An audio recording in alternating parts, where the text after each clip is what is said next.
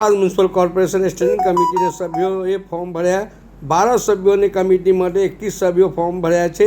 નવા લોકો ફોર્મ પરત ખેંચશે અને 12 સભ્યોના કમિટીના સ્થાન પામશે।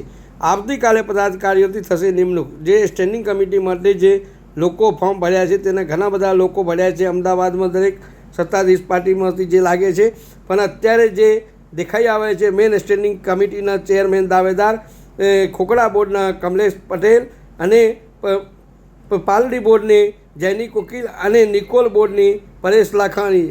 હવે સવાલ એ છે કે આવતા ઘણા બધા લોકો છે, જે 12 લોકો એના સભ્ય થશે સ્ટેન્ડિંગ કમિટીમાં, પણ મુખ્ય દાવેદાર જે છે ત્રણ છે।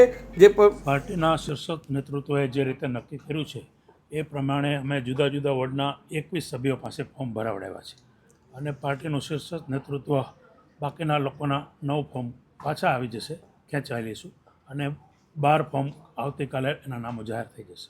મેયર અને ડેપ્યુટી મેયરના નામ પણ આવતીકાલે જાહેર થવાના છે, તેની આખી પ્રક્રિયા કયા પ્રકારની રહેવાની છે? આવતીકાલે 10 વાગે અમારી પાર્ટીની એજન્ડા બેઠક આવશે, ત્યાર પછી બોર્ડ આવશે, પ્રદેશમાંથી નામો જે નક્કી થઈને આવશે એ રીતે જાહેર થઈ જશે। આગામી નવી ટર્મ માટે અત્યાર સુધીમાં 21 ફોર્મ ભારતીય જનતા પાર્ટીના કાઉન્સિલર્સે ભર્યા છે અને આ જ પ્રક્રિયા સાંજે 5 વાગ્યા સુધી ચાલી શકે છે। અત્યાર સુધી 21 કાઉન્સિલર ફોર્મ ભરી ગયા છે। આવતીકાલે શું પ્રક્રિયા છે મેયર અને ડેપ્યુટી મેયરની પસંદગી માટે? પ્રોસેસ કઈ રીતની? આવતીકાલે પહેલી સામાન્ય સભા મળવાની છે। આવતીકાલે જે સામાન્ય સભા મળશે એમાં સૌપ્રથમ મેયર અને ડેપ્યુટી મેયરની ચૂંટણી માટેના ફોર્મ નોમિનેશન ફોર્મ ભરાશે। એ નોમિનેશન પ્રિસાઇડિંગ ઓફિસરે ફોર્મ ચેક કરશે।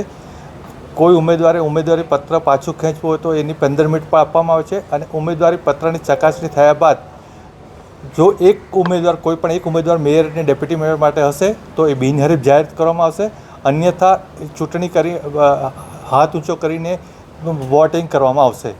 સર, આ વખતે રોટેશન શું છે? આ વખતે મેયર પદ માટે આ વખતે મેયરના પદ માટે ઓબીસી કેટેગરી માટે રિઝર્વ રાખવામાં આવી છે।